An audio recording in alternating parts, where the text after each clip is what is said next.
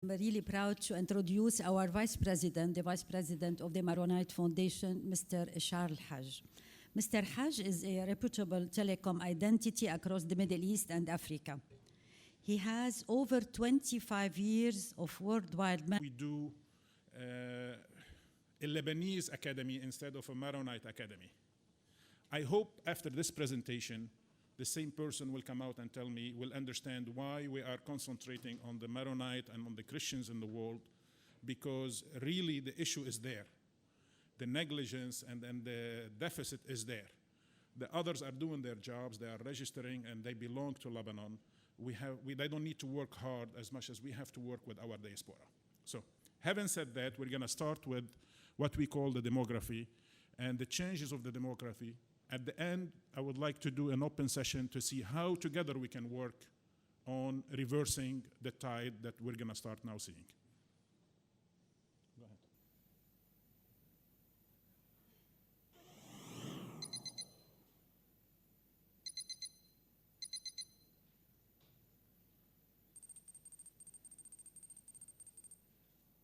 Lebanon demography, 1860-2006. In 160 years, you will see that in 1860 we were 65%, 35% Christians versus Muslim. In 2006, you will see the opposite. In today's session, we will learn about what happened, and hopefully together we can work together to reverse it or to keep it flat. Next. So in 1860, 1861, during the Ottoman Empire, there was a discussion about, after the incidents of 1860, if you don't know what happened in 1860, there was a clash in Mount Lebanon between the Druze and the Maronites, and there were close to 100 victims, more than 100 victims. Therefore, there was the idea of having autonomy under the Ottoman Empire of something called Lebanon. So there was a debate then, whether we do Lebanon like we know it today, and this is what we see in here. The population then was 400, close to 500,000. The population was then 35%. Or the idea was, do we do Mount Lebanon, where the majority will be Christians? Therefore, but it's important to mention from this slide that the idea of Lebanon was created in 1860, Lebanon that we know today, with the boundaries that we know today. It is not done in the 1920 when the French came over, as many people mistake about it. So Lebanon was created, the idea of Lebanon was mentioned in 1860 in current borders, and the population then was 65-35. However, the French and then the local government decided to do Mount Lebanon with a smaller population, and the majority was then 82 to 18% Muslim. So 1860, Lebanon, as we know it today, was 65-35. In 2006, with a population of 4 million,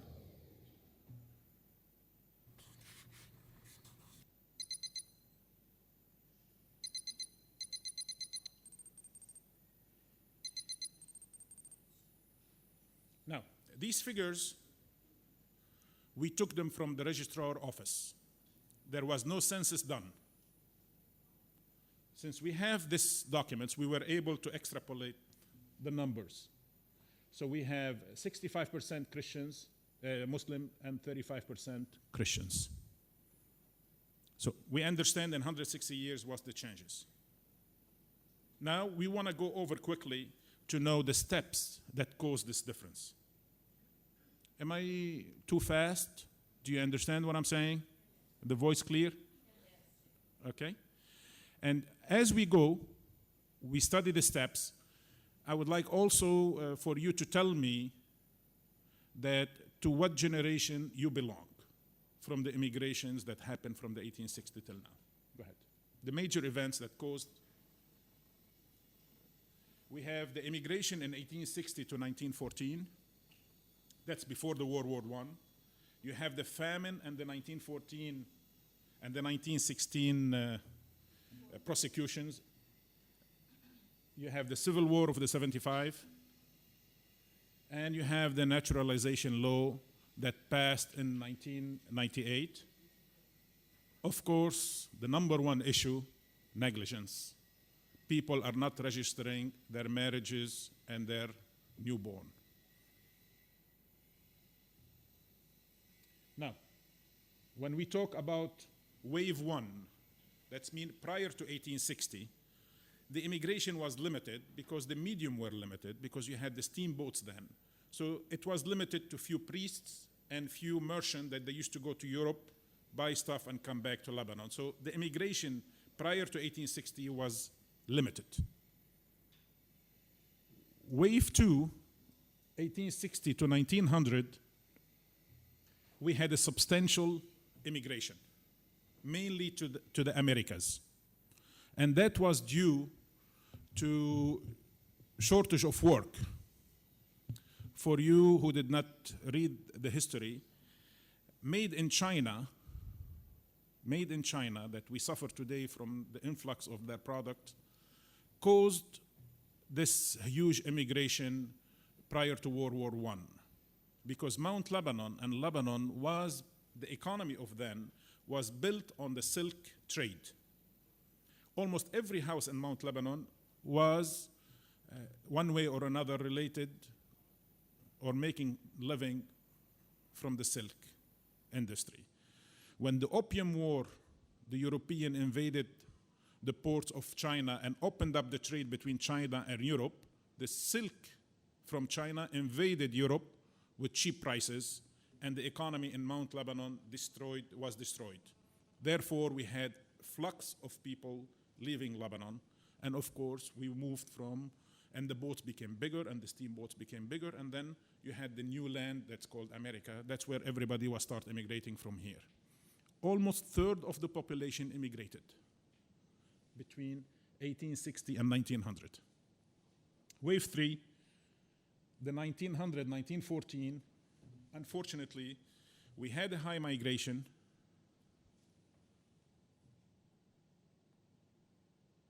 Continue. Wave four, we had the famine and the religious war. The Ottoman Empire did the blockade on Mount Lebanon. And I strongly recommend to read this book for you to understand what happened during that period. This is a British lady who immigrated to Australia with her Lebanese husband, came back to Lebanon, and wrote a journal for her daily activities during the famine days. This will explain to you what happened during that times, how a third of the population was killed. Where are you? So, third of the population immigrated, a third died, a third remained in Lebanon. Unfortunately, the majority were Christians. So, you had 2/3, 1/3. You lost a third during the famine, and you have a third that immigrated. Stay. Go back one. I'd like now to pause before we go to the next step and more numbers. I'd like a few of you to tell me you belong to which step. You know, you are the son or the daughter of wave one, wave two, wave three, or the civil war in Lebanon. Anybody knows? What generation? I had my great grandparents came 1904. So you belong, go back one. wave So you are in the wave two, 1904. Wave three, 2. Wave 3, yes. due to the commercial embargo, due to the commercial or the made in China, the Opium War and the silk invading Europe. But then the kids came back. Uh-huh. And then my grandmother was born in Ashrafieh. In Ashrafieh. And then my parents left in 1975 back. Okay. Our first generation. Yes, because they left, not because there was prosecution, they left for work. And you're going to hear a lot of the stories that people went to work, they saved some money, they come back in here, buy lands. Yes. So you can tell your grandparents did their right, did their duties. They registered their kids. Next. I have a question about that. My family came from a community in Cyprus. Kormajid. Oh, you are before this. They left, I don't know, why did they left from Lebanon to Kormajid and why, what time maybe the first immigration from Lebanon to Kormajid, Yeah. and then in the wave two they arrived. The relation between Lebanon and look, I'm not a historian. Huh? I don't claim to be a historian. I just put these numbers with the help of our office because this is better.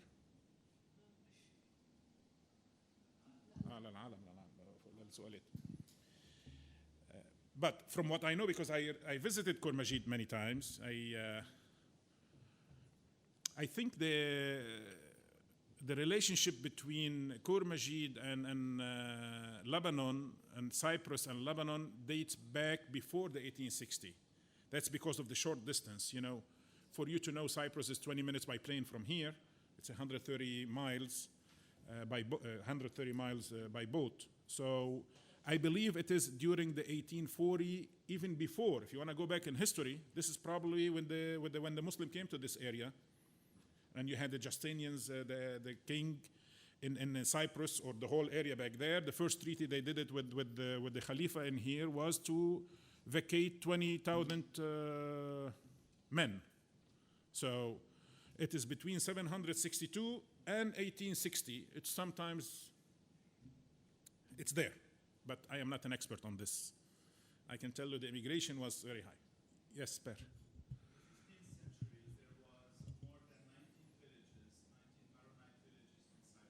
Yes. So what we know is that Maronite were in Cyprus before the Ottomans got there. Yes. This is what we know about Maronite. And that's what I said. From 762 until 1500, they were coming into waves. This is because of the proximity. And you know, Cyprus, like Lebanon, like Tyre, were the hubs for commerce. So it's natural, knowing the Maronites, knowing that, you know, they come from the Phoenician tradition, so they did sail this area. This is why you would find Maronite villages across. Who else? Civil War.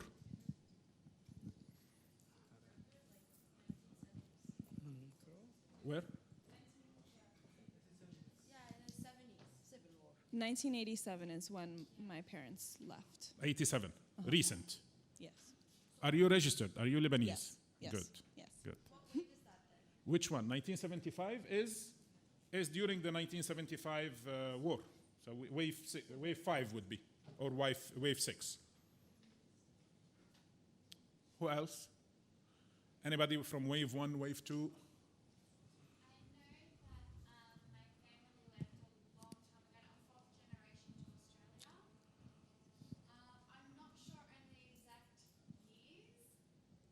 But I know from my parents that my family is from Bashari, Yes. that we left because there was a lot of problems with, I think, Turkey at the Yes. moment.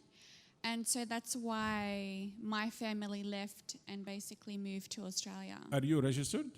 No, I'm in the process. You are in the process. Yeah. Good. Good. So What would you tell your friends? How can you convince your friends to? What I've- convinced you to register, and what can you do to convince others? Well, I'm interested in it because of my father and because of being a Kairos, and because I know that a Kairos family is very well known in Lebanon and they're a very high regarded family. So I know all about that. I know about the village. So basically from my father, he's very interested in it, so it's passed it on to me, if that makes sense.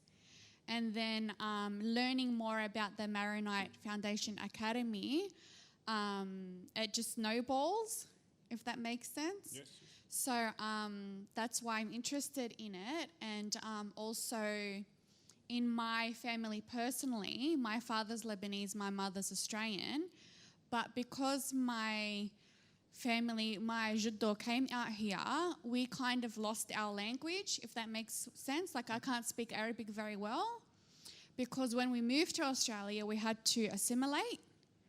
So that's another reason why I want to get registered and get back into it, and yeah. Good, bravo. Thank you.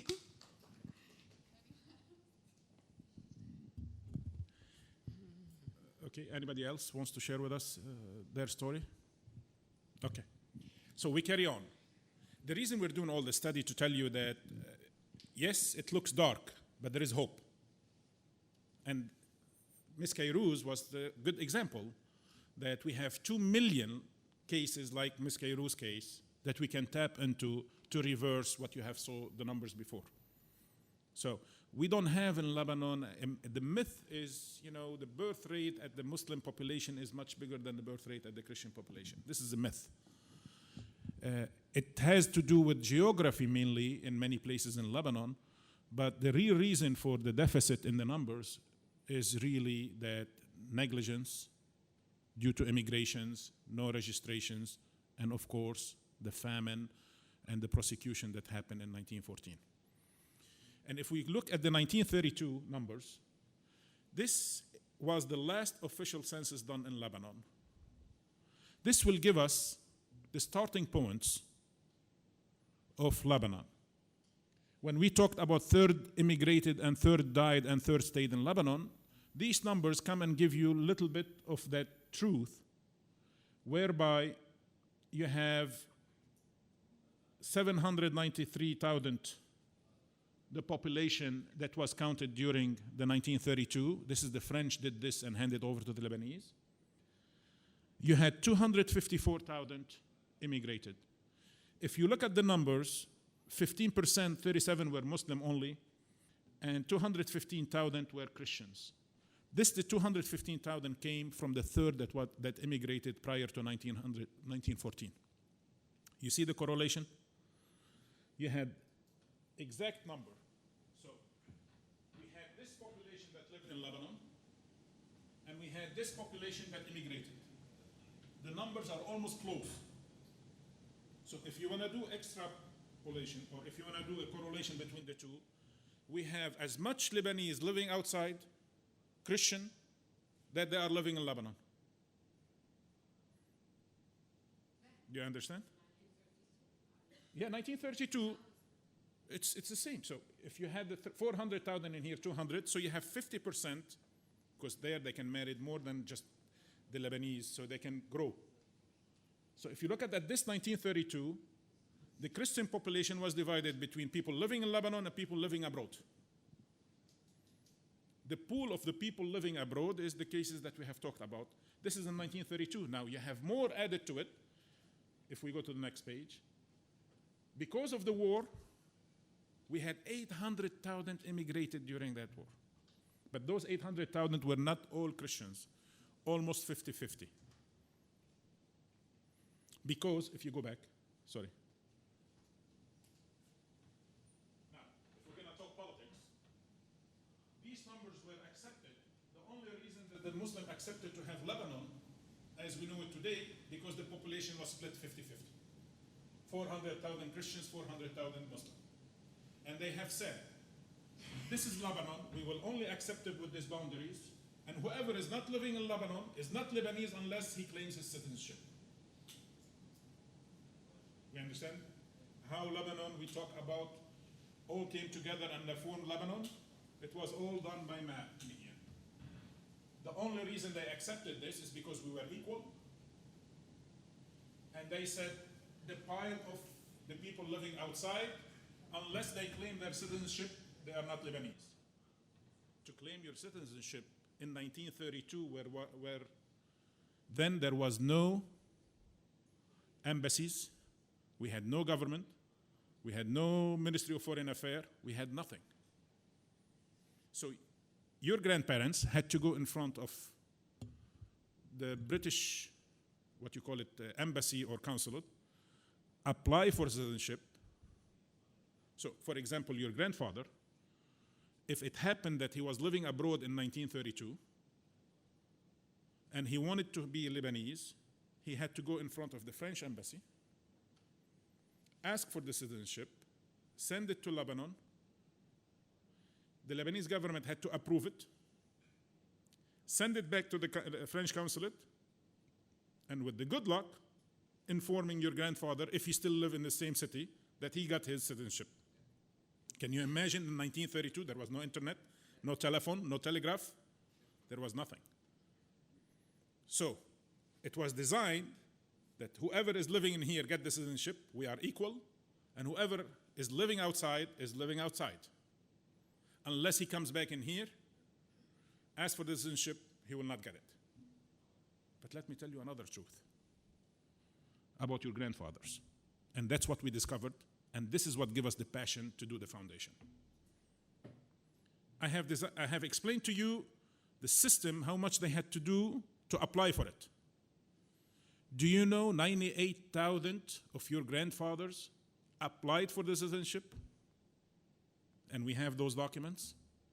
The Lebanese government gave them the citizenship. But guess what?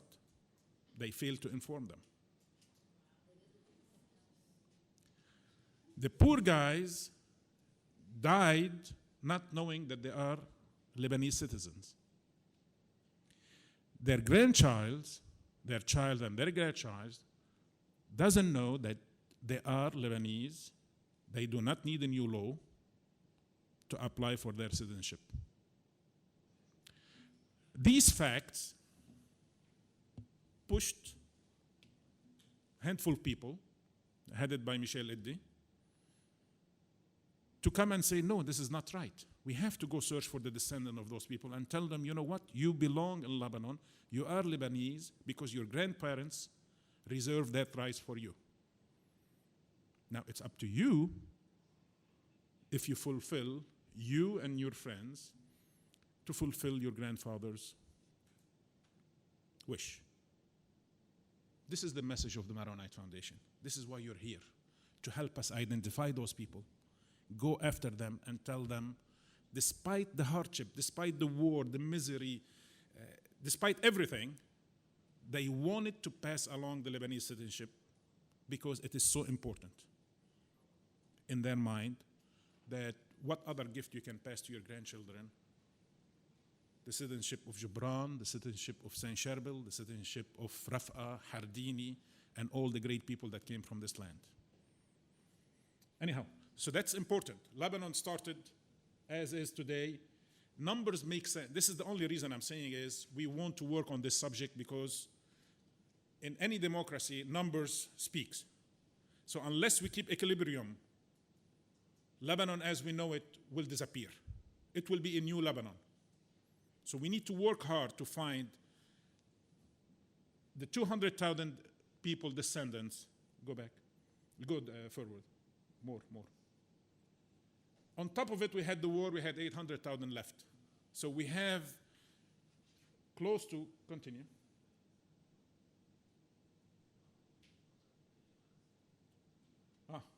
Now, not like the war is not enough. Not like the immigration, the famine, the prosecution. Our partners in Lebanon were not only satisfied, probably that did not whet their appetite. So they decided during the Syrian occupation, how to say it, to add the oil on fire, they passed a naturalization law. So in a very highly populated nation, they passed a decree without the parliament members to give citizenship to non-Lebanese, 150,000 of them. Out of 200,000, sorry, with 150,000 Muslim versus 50,000 Christians. Those 150,000 then, now they are 400,000. So you can tell it's all politics. We talk about numbers. We are working to find Lebanese to tell them go back and claim their citizenship. The other partners in our country, they were just printing numbers. And they went and they gave 150,000 non-Lebanese citizenship, Lebanese citizenship. Yes? Is that No, they were Syrians from all over the world. Yes. Here, naturalization law was given. Usually, when you say naturalization law, you give it to somebody that is not from your country. So all these were Palestinians and little Palestinians. They were all Arabs. They were Arab nations, mainly. Now, if we talk Maronites, out of the 50,000, we had only 4,332 Maronites, half of them women and nuns. So you can tell the focus was to destroy the Maronite in this country. Now, hopefully I'm answering why it is called Maronite Academy, why we're just working as... Go ahead. Why did they decide to do this? Pardon? Why did they decide to do that? Because they want to have bigger numbers. As I mentioned, democracy works on numbers. When you have more number of people, then you will ask for more rights. Then you will be able to change the system. And in democracy, and the dangerous part, they went and they distributed the 150,000 Muslim, they put them in towns that is Christian Muslim, whereby they can have their say in that town, in the local municipality or on the election laws.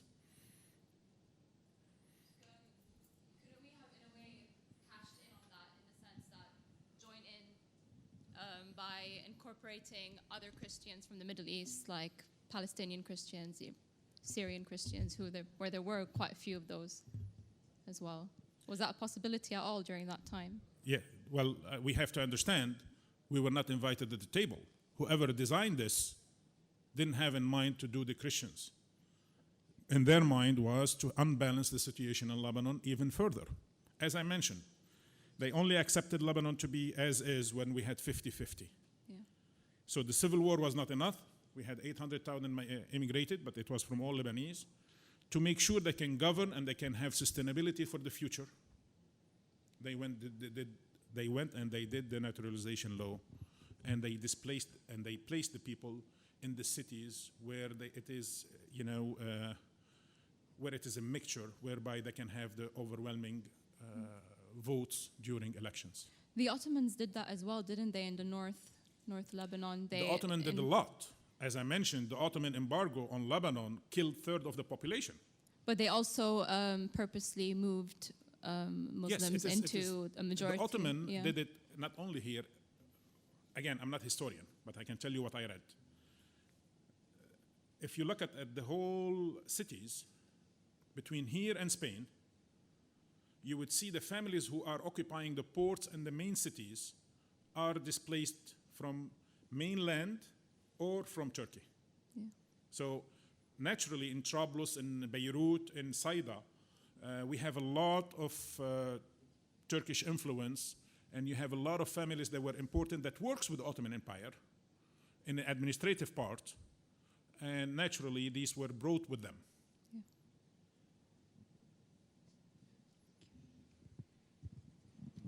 I hope we're making sense to the numbers. I'm sure Abuna has more historic data. No, just one remark about the Ottoman Empire. We cannot generalize because it's a huge scale. But what we know about the Maronites in Lebanon, that at the biggest amount of time, the Maronites were not allowed to go to the shore, not to make contact with the West, so they were on the mountains. And what the Ottoman Empire did, they planted like Shiite villages on the 400 meters high maybe mountains to make some kind of fortress not to allow the Maronites to go down. A buffer zone. So they did not, the Ottomans did not really care about the numbers, because all they cared about the money and how to collect taxes from the Christians working there.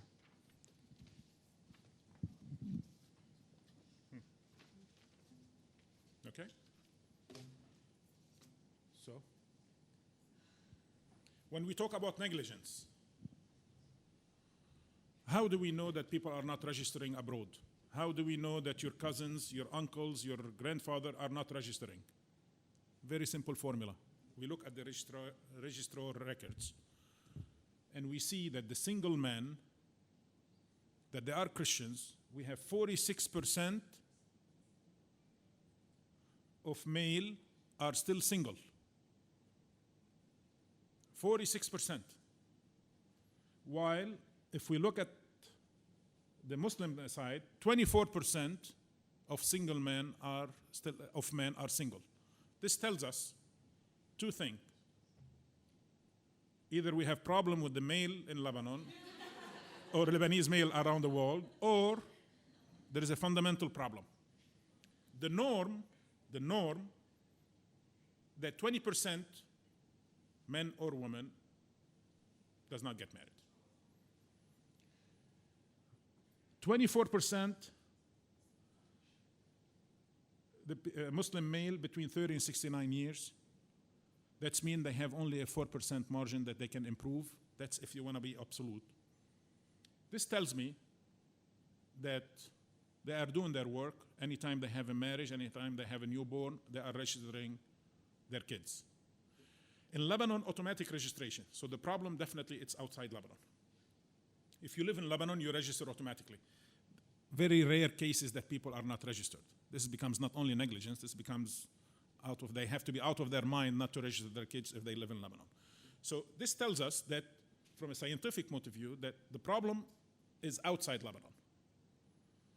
So when you talk about the problem outside Lebanon and you're talking about 20 percentage points of all Lebanese Christians, male, are not registering, with a small calculation tells you that the Christians living abroad, only 20% of them are registering.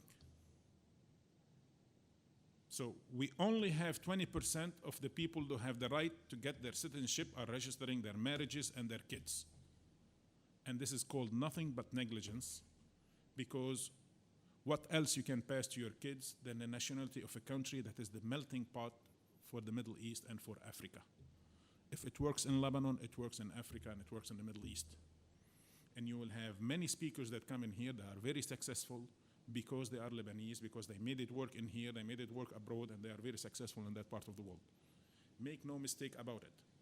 Lebanon is not what you see today, full of garbage. Lebanon is full of history. Lebanon will continue to exist. And the best gift you can give to your kids, hopefully when you get married, is to give them the citizenship, because this country will continue to exist. However, it's up to us whether it will look like us, like Naamat said, or it will look like others. It's up to us. So, simple formula here tells us that we are not doing our job in registration.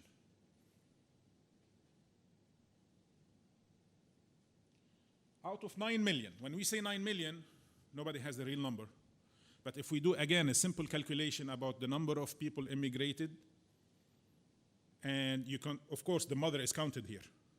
That's what we're saying. Out of 9 million, we think 2 million are eligible under current law. When I say current law, this is before the new law that passed.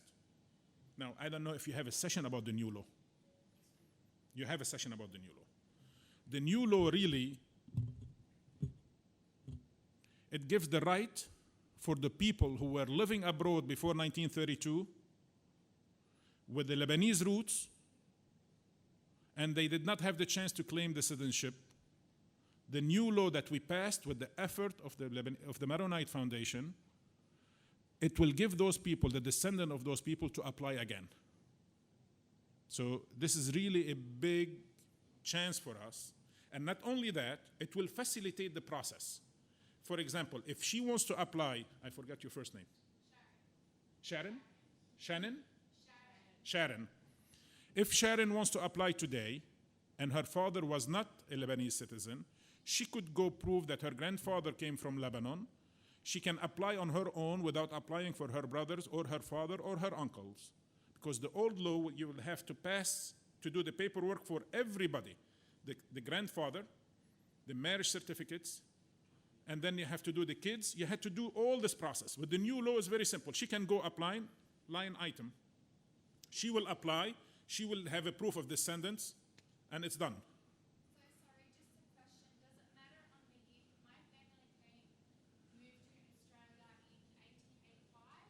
Yes, no problem.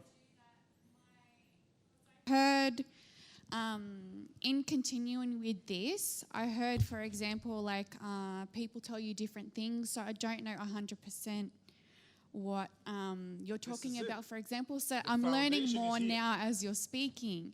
So then I can do that, what you're saying basically. I'm allowed to do that.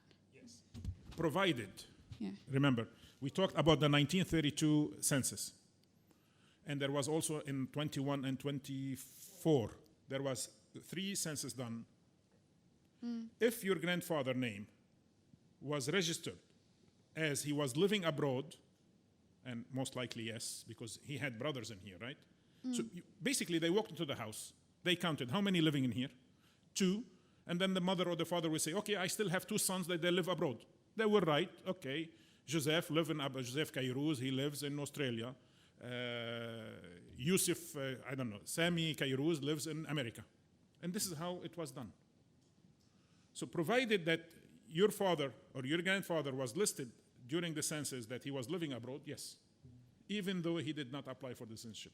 But from your case, I think they applied, from what I heard you. So Yeah. yes, okay. Oh, next week you will do a live demo. Yeah. Yes, yes. Thank So- you. 2 million are there. 2 million are there, are eligible for citizenship. They can apply in today's law, and they can, and a lot of them from the people who left after the 1975 war. Continue. Now, if we don't do anything, if we didn't have the foundation, if we didn't have the Maronite Academy, and we continue relying on the government, on the church, on all other non-profit organizations to continue to do what they're doing, the future of Lebanon will look like this. Let's look at this chart. Every year we register 63,000 newborn. Lebanon living in Lebanon and abroad. We have today 40% of the Lebanese registered in Lebanon living abroad, and we have 60 living in Lebanon. 63,000 newborn every year. We have 15,000 Christians and we have 48,000 Muslim. So the future of Lebanon looks like this. Remember 65-35, then we are 35-65, and we will be 24-75 if we do not do anything. Now, I know I cannot ask my wife for more kids. I don't know, anybody can ask his wife for more kids. We cannot marry 2 and 3, so there is only one solution. Go ask the Lebanese to register their newborn and their marriages. In our simple calculation, every person we register equal to 3 newborn. So you see those 2 million? If we get 100,000, it's like we had 300,000 newborn. Somebody talked about noble cause. I think you, Sharon. Can anybody tell me about more noble cause than this? To keep Lebanon for the Lebanese? Instead of bringing I don't know who to give them naturalization or to give them citizenship, which is good, I am for it. If Lebanon was in need of talents, yes, we should give naturalization. Look, the world treated well. We cannot treat the world different. When we immigrated abroad, they gave us citizenship because they needed us. They needed our talent. And I'm very appreciative for the country that gave me the citizenship, which is the United States.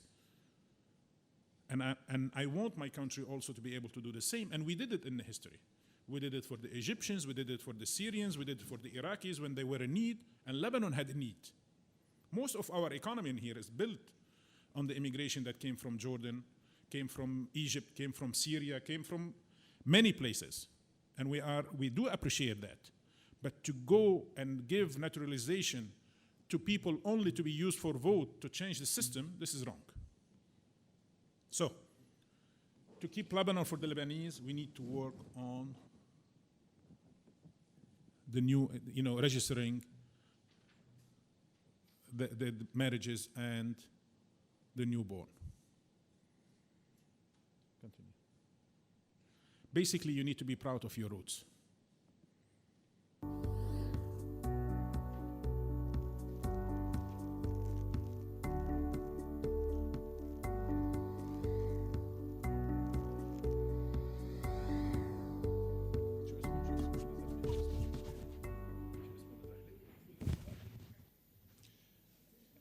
this graph, I want to finish with the small example that it's always stuck in my mind last year. We had a fellow from a Dawalibi family from Zahle who lives in Sao Paulo, in Brazil. And he is a tycoon when it comes to media. He is the Shweiri of Brazil.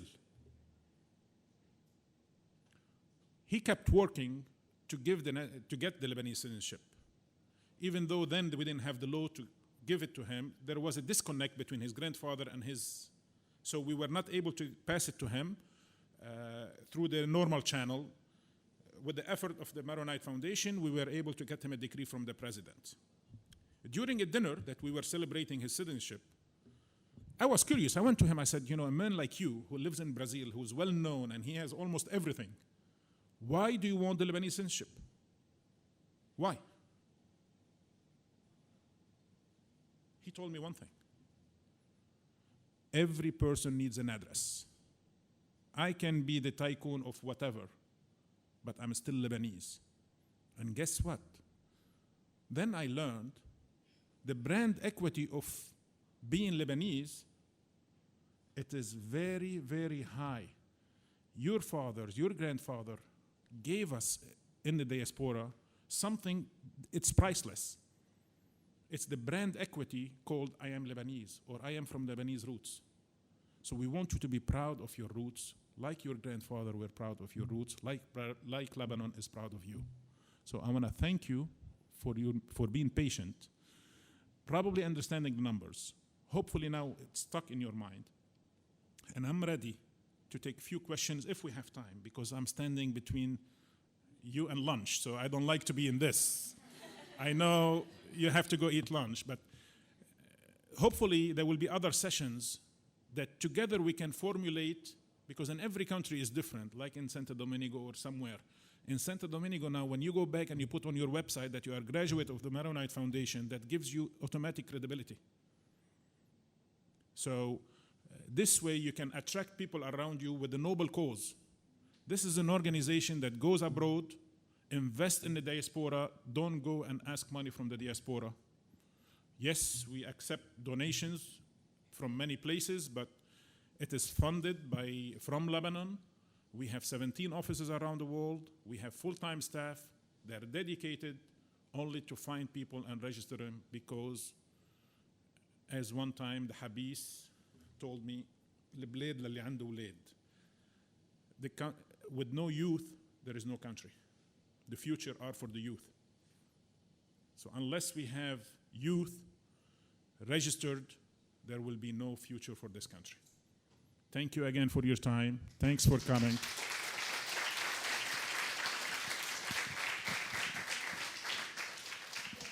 Question? Yes, I have a question. Yes. So. You're not hungry? Pardon? You're not hungry? No, I'm very interested. No, I am, look, I don't need to eat, so I have extra reserve. Feel free to ask any questions, but I don't want to be between you and lunch. No, That's for sure. no worries, no worries. I'm Lebanese Canadian, and before I say I'm Canadian, I actually say I'm Lebanese, because I'm so proud of being a Lebanese person. I'm proud of our culture, our food, what we've taught our kids, and the whole generation of being Lebanese. And it bothers me a lot that I can't give my citizenship to my kids. So why should I register? If I marry a Canadian man, what's the point? It ends with me. Like, as much as I would love to marry a Lebanese man and I would love to and keep the culture going, I see no point in me doing it. Another point also is, the president mentioned that it was because of the Palestinians and the research they've done. What if a man marries a Palestinian woman? How come that's allowed? Or what if a man marries an American woman? Why is that allowed? So that's my question to you is, why? Why can't we work on that and give it to us? Because if, like, the majority of people here are women, so why is that 63,000 people? We can be registering more. We don't, like, that 63,000 doesn't have to stop there. We can be registering more than 24,000 Christians if we women are allowed to pass our citizenship. Okay, very good question, and I have a straightforward answer. not to be. I have a very straightforward answer. I have a straightforward answer. Yeah. You saw that we have 9 million Lebanese. nobody can take the citizenship of your kids if you're married non-Lebanese. Your kids will be Lebanese. However, they will not have an identity says that they are Lebanese and they They can won't be participate. able to vote. I understand. We all know 20% of the Lebanese living abroad are registering their kids, and hopefully one day, that if they decide to come to vote, right? So the Lebanese citizenship, it is the Lebanese heritage. Are you telling me if you married a Canadian guy now and your kids are gonna tell you where you're from, you're not gonna tell them you're from Lebanon? No, You don't think they're gonna be belonging in Lebanon, regardless of the citizenship?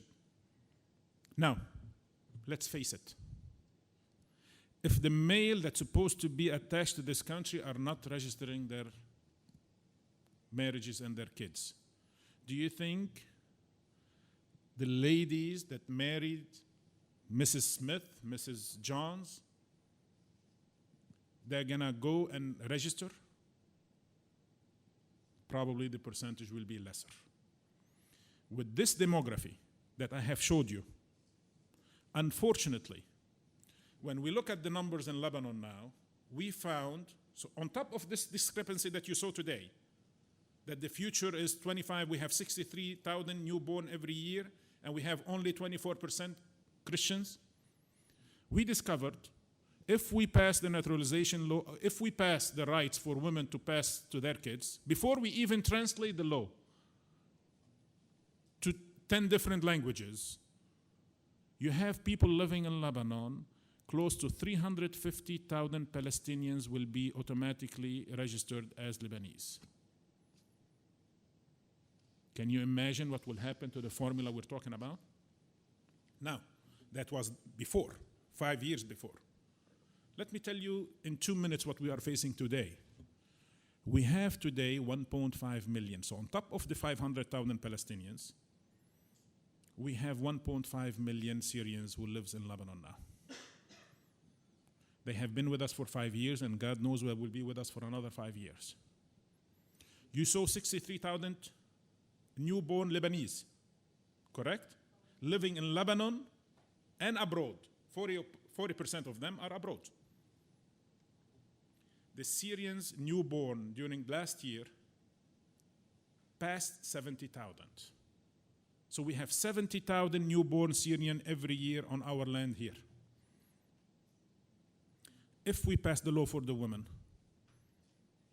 and now I'm not talking religion, but I'm talking facts, there they can get married with a piece of paper, and they can divorce with a piece of paper.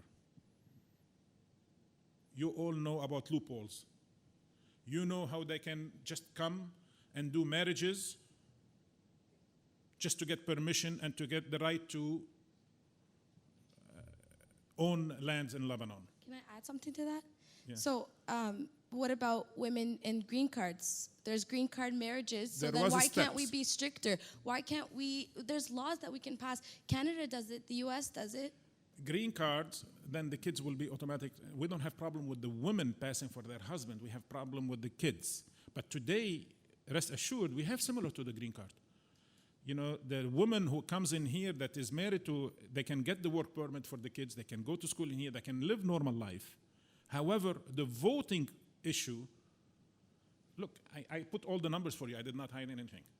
It was designed by purpose that there is somebody competing with us on the numbers. From the day that they decided to accept Lebanon to be as it is today, they did not accept it unless it was 50-50. And now you can probably put more sense why the war happened. And I'm telling you the future, how it looks based on the registration today. We have newborn, the future is 2465. Who would dare to do something today to make this 10%? By just signing a new decree. But it will come in the future. I'll tell you how it comes in the future. By working hard and collecting names of mothers from Lebanese descent wants to pass it to their kids. I can guarantee you we will do it. We have done it. And the Maronite Foundation will pass a decree by the president, hopefully when we get one, to grant them this. It is an issue. But all the ladies in here, if you marry non-Lebanese, and I'm not advocating you should do it,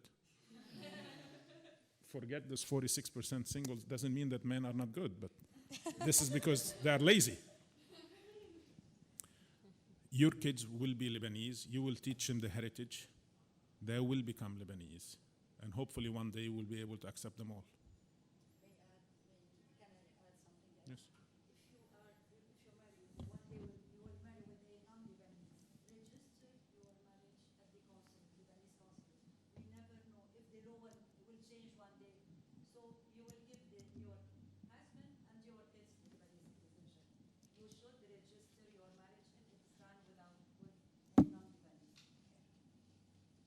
Okay. I hope it was more straightforward than just. No, it's just, I feel like it's a violation of basic human rights, like whereas a man and a woman should be able to get the same thing. So that's where it bothers me the most, is that why shouldn't I be allowed? Because I have a choice of marrying somebody, let's say Palestine was, like why? Why is the man allowed to do that? And Changing demography is also a human right and culture. When with a piece of paper you change the whole demography and the face of the country, they will be speaking different language. What good the citizenship will be? The demography has already changed with, as we know, men and women having emigrated from Lebanon. You can tell that you see there was negligence done both on the church, on the government, and on the civil, on us, that we didn't give the chance for those people to apply for the citizenship. So the demography was not done, did not change naturally. So there was events inducing this. We are trying all together to reduce. I'm not going to force people to register. I'm trying to tell people you have the right to register, come register. I'm trying to facilitate for them the process. I am trying, you see, we're promoting the country that, why they should claim their citizenship. So we are not trying to reverse the tide in here. We're trying to tell people, wait, you have the rights. Now it's more easier to apply. It's more easy to apply. All you have to do is fill up the papers and apply for the citizenship. So the demography, it was induced to look like it is today. It doesn't mean that it is natural growth. This is what I'm trying to say. Okay. I just wanted to see if I could clarify what Melanie was saying, was that why can, doesn't really make much sense why a man can marry, let's say, someone from Alaska and pass on a Lebanese citizenship to their child, whereas a Lebanese woman, can't marry someone from Syria, for example, and pass on their citizenship to their child. Only because of the history that we have, as I mentioned to you, there was many events that took place that forced our hands into this issue. You see, if the naturalization decree did not pass, whereby they granted citizenship to all these people, I wish they granted the citizenship to the woman married to Lebanese. You see what I'm saying? But the evil work did this. What we want to do is, we want to go into stages. Time will come that the woman will pass this to their kids. It's given. It's against any rights that you're thinking of. But we only need time to do so. Okay. Yeah, that feels good to hear that. No. Listen, that's so hopeful. I have a sister now. It happened Lebanese, but I have a daughter. If she goes and marries, somebody in Canada or in France, do you think the kids were gonna just let them go and say they are not Lebanese? This will not happen.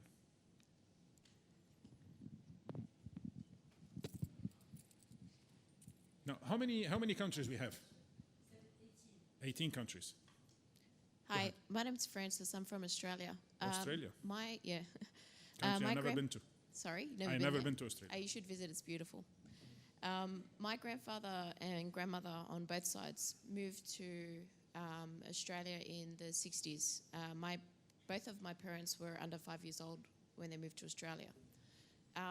My dad's actually one of 11 children, so my grandfather had no problem with the statistics of births. So we don't have a reproduction problem. No, there's no You are proving it, you're telling them. There's no so. production problem there. My parents registered their marriage, and me and my 3 sisters. I don't have any brothers.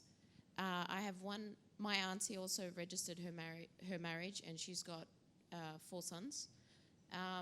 The rest of my family never registered, and it was a deliberate reason why they never registered, because 2 of my cousins were kidnapped at the airport and told they had to serve the army.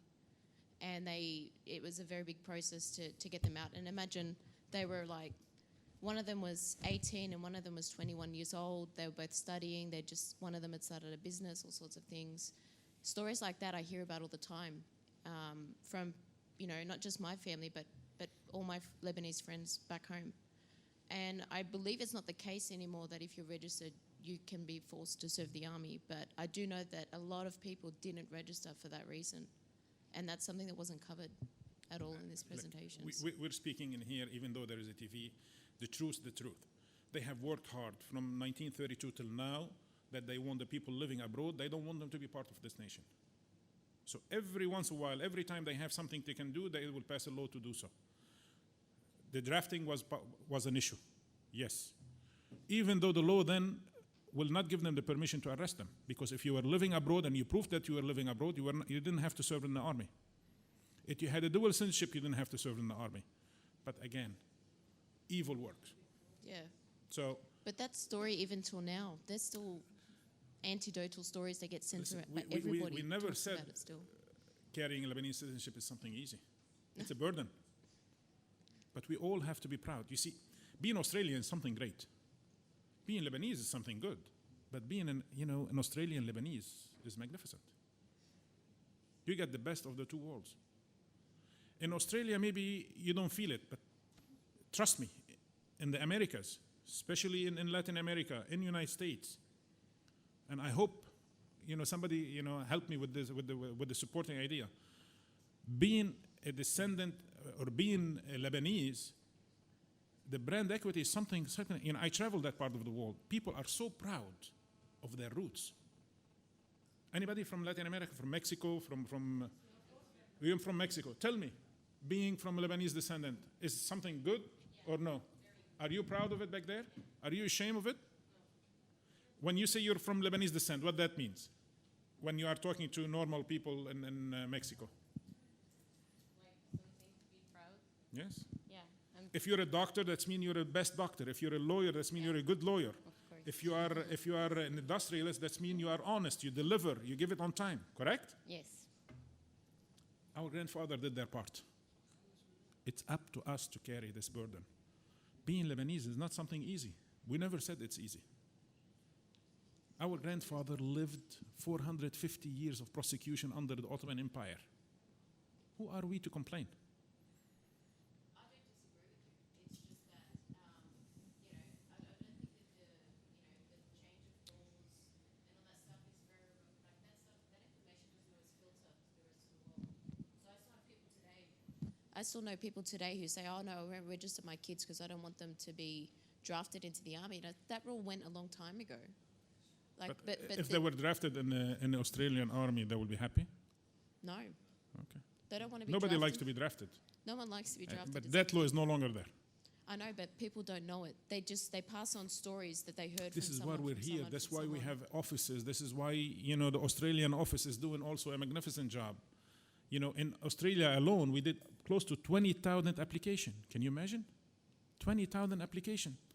In the United States, we do hundreds every month. This job should have been done by the church or by the government, but we are doing it. Why we're here? Why you think you're here? Is to go back and tell your parents and your cousins, this is not the Lebanon that you think. The laws have changed. And we all have to be proud because this nation needs us. This country will continue to exist. Trust me, Lebanon is a melting pot for the entire area. And I don't have the time and you need to go for lunch, but hopefully the other speakers will talk to you about, even if you want to make investment in Lebanon, how easy it is to make an investment. With one business plan, for you who understand this, with the business plan, you can borrow up to 400,000 with zero interest. With a business plan, with nothing in guarantees. Wow. So, we have $170 billion deposit in the banks. This small nation. No, again, Naama talked about the $7 billion that comes every year in here. So this is where the money is coming from. And I don't want you to go depressed. 70% of the taxes paid in Lebanon are paid by Christians, even though we are 35%. So you can tell the economy is in our hands. And I'm saying in our hands, and I apologize. The session is designed for this. I am not in here to I don't want you to go out and just shouting at Muslims. This is not the case. This is not who we are. We want to live together, but we want to have the same rights, and we want to make sure that we are not cheated of our rights. Yes. I just want to add something that in the United States, we have a large number of non-Christians helping us with our mission. The consuls, 3 of them are non-Christian. They are helping us a lot, and we just gave them awards in June. And we like this fact. Moderates everywhere do believe, we think that they do believe in our mission, and they want to help us fulfill our whatever we need to fulfill in order to register as many Americans of Lebanese descent as possible in the United States. And I do believe that if you also reach out to them, to non-Christians in your countries, they will also be helping you. Thank you. I like to add and quote the patriarch. Yes, we are a Maronite Foundation, but we are here to serve all Lebanese. This is the slogan of our organization.